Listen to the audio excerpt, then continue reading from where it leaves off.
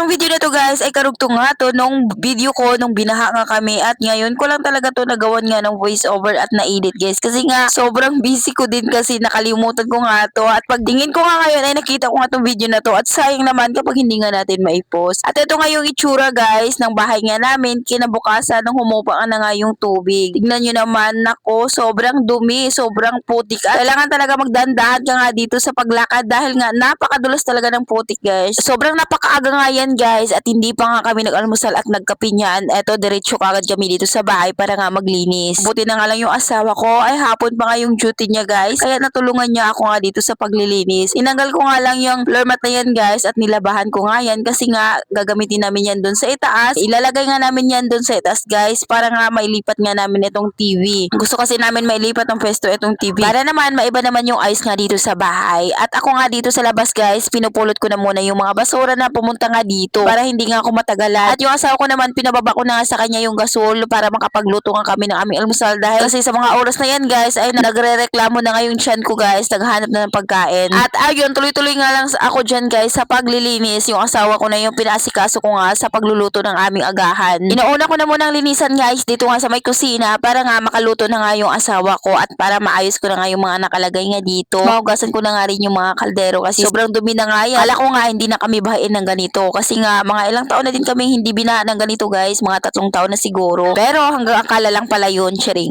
At ayun, nagpatimpla na nga ako ng kape sa anak ko guys dahil sa mga oras na yan. Parang sikmurain na talaga ako. At mabuti na talaga guys kapag bumabaha nga dito ay hindi talaga makaabot dun nga sa loob ng bahay ng biyanan ko. Kaya tuwing bumabaha nga dito guys, doon talaga kami lilipat nga sa bahay ng biyanan ko. Hindi na kami kailangan lumipat nga doon sa evacuation center kasi sobrang hirap makipagsiksikan nga doon kasi alam naman natin na sobrang dami nga ng tao doon. At may lang nagpahinga na muna ako saglit guys dahil nga sobrang napagod talaga ako dyan kahit hindi pa nga ako tapos. Ayan, nagkape na muna ako at yung tubig nga pala hanggang dito yan sa may hagdanan. At mabuti na nga lang ay medyo mataas nga yung bahay nga namin, meron pa nga kaming itaas kaya nakit ko na yung ibang gamit. At pagkatapos guys, nakaluto na nga yung asawa ko kaya tinawag na niya ako para kumain at dito na muna kami kumain sa labas kasi hindi pa nagamit nga yung lamisan namin kasi madami pa akong nakalagay doon at hindi ko pa yun nalinisan. Kami na muna 3 yung kumain guys kasi tulog pa nga yung 3 kong anak. At pagkatapos naman namin kumain, binilikan ko naman yung trabaho ko para matapos na nga ako dito guys kasi sa mga oras na yan parang napagod na talaga ako. Pero hindi pa ako tapos dyan ha, kailangan kong tapusin. Ngayon pinunasan ko na yan. Tinanggal ko lang yan guys yung mga putik. Pagkatapos ko matanggal yung mga putik, pinunasan ko naman yan na merong may sabon para nga matanggal yung amoy niya. At yung asawa ko naman dito nga siya sa itaas. Ayan, tinanggal na muna niya yung signal nga namin. Binuksan niya yung bintana kasi nga lalagyan niya nga dito guys ng floor mat. Yung tinanggal ko na floor mat dito nga niya ilagay para nga hindi na nga pumasok yung tubig dyan kapag umuulan at dyan nga namin ipwesto yung TV. At alam nyo naman na tumutulong nga talaga dyan banda. Kaya hindi talaga namin malipat-lipat yung TV ng ibang pwesto. At dito namang plywood guys sa likod ng bahay namin ay nako napakarupok na nga.